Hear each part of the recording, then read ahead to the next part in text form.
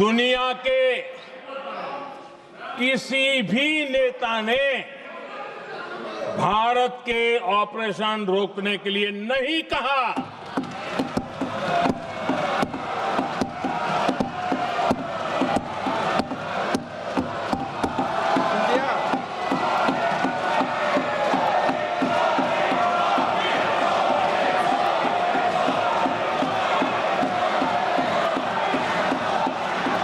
उसी दौरान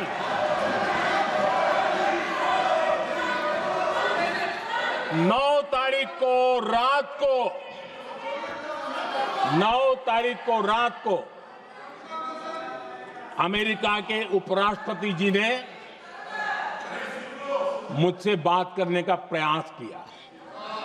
वो घंटे भर कोशिश कर रहे थे, लेकिन मेरी सेना के साथ मीटिंग चल रही थी, तो मैंने उनका फोन उठा नहीं पाया। बाद में मैंने उनको कॉल बैक किया। मैंने कहा कि आपका फोन था, 3-4 बार आपका फोन आ गया, क्या है?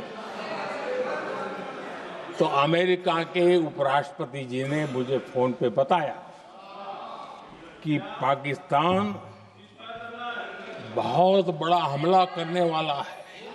ये उन्होंने मुझे बताया। मेरा जो जवाब था, जिनको समझ नहीं आता है उनको तो नहीं आएगा,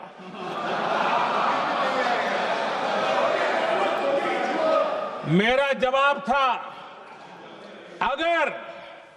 अगर पाकिस्तान का ये इरादा है तो उसे बहुत महंगा पड़ेगा। ये मैंने अमेरिका के उपराष्ट्रपति को कहा।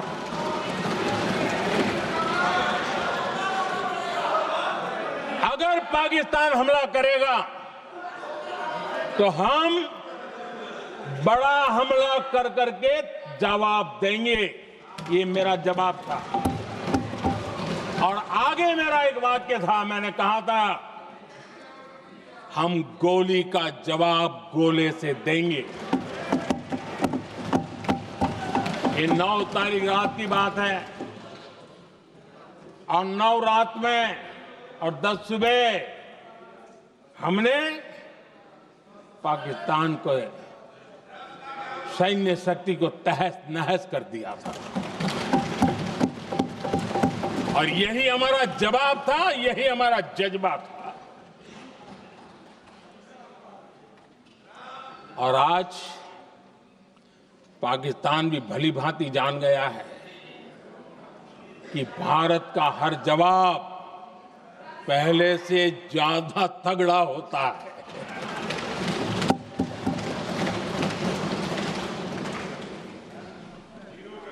उसे यह भी पता है कि अगर भविष्य में नौबत आई तो भारत आगे कुछ भी कर सकता है। और इसलिए मैं फिर से लोकतंत्र के इस मंदिर में दोहराना चाहता हूं, ऑपरेशन सिंदूर जारी है।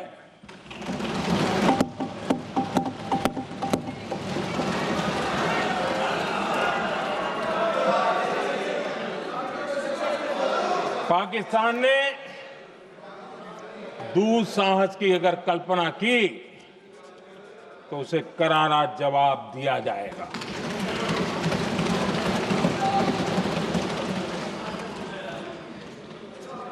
आदरणीय अध्यक्ष जी,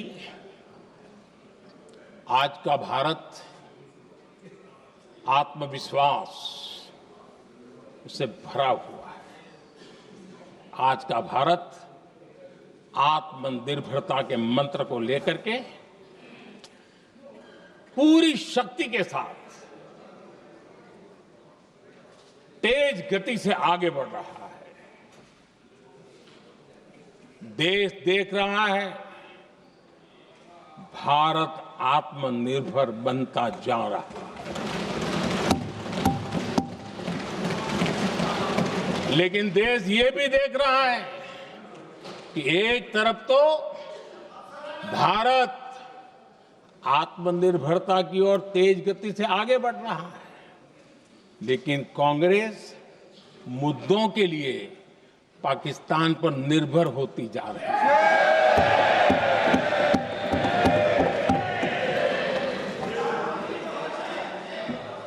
मैं आज पूरा दिन देख रहा था, जो 16 घंटे से जो चर्चा चल रही है, दुर्भाग्य से। प्लीज बैठिए, सब जवाब दे दिया आपका, आप सुनते नहीं, सबका जवाब दे दिया, प्लीज। हाँ, दुर्भाग्य से सुनिए जवाब। कांग्रेस को पाकिस्तान के मुद्दे इंपोर्ट करने पड़ रहे हैं।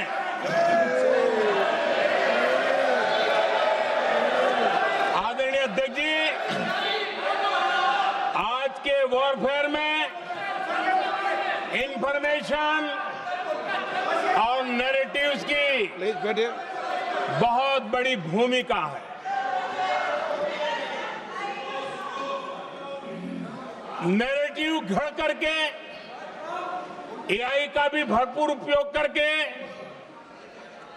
सेनाओं के मनोबल को कमजोर करने के खेल भी खेले जाते हैं।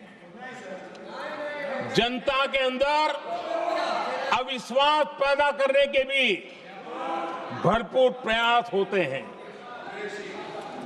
दुर्भाग्य से कांग्रेस और उसके सहयोगी पाकिस्तान के ऐसे ही प्रपंच के प्रवक्ता बन चुके हैं।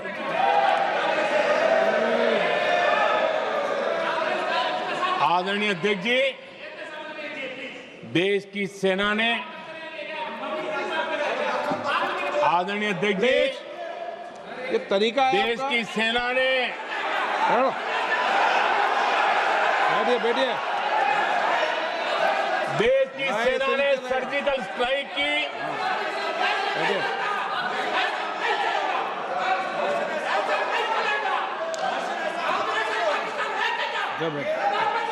बैठिए बैठिए। आदरणीय अध्यक्ष जी, देश की सेना ने सफलतापूर्वक सर्जिकल स्ट्राइक की तो तुरंत कांग्रेस वालों ने सेना से सबूत मांगे थे, लेकिन जब उन्होंने देश का मूड देखा, देश का मिजाज देखा, तो सुर उनके बदलने लगे और बदल करके क्या कहने लगे? कांग्रेस के लोगों ने कहा, ये सर्जिकल स्ट्राइक क्या बड़ी बात है, ये तो हमने भी की थी। एक ने कहा 3 सर्जिकल स्ट्राइक की थी, दूसरे ने कहा 6 सर्जिकल स्ट्राइक की थी, तीसरे ने कहा 15 सर्जिकल स्ट्राइक की थी। जितना बड़ा नेता उतना बड़ा आंकड़ा चल रहा था।